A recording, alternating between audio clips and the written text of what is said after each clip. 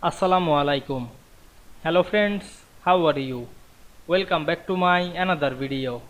In this video, I am going to show you how to print Excel sheet in A4 size full page landscape.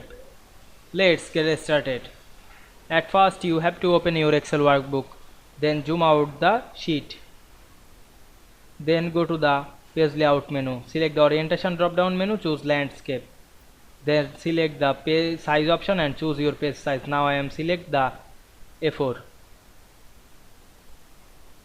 Then go to the file menu and select the print option and check the preview. We can see we print the Excel sheet in A4 size full page landscape very easily. I hope you enjoyed my video. Please like, comment, share and subscribe my channel. Thanks for watching.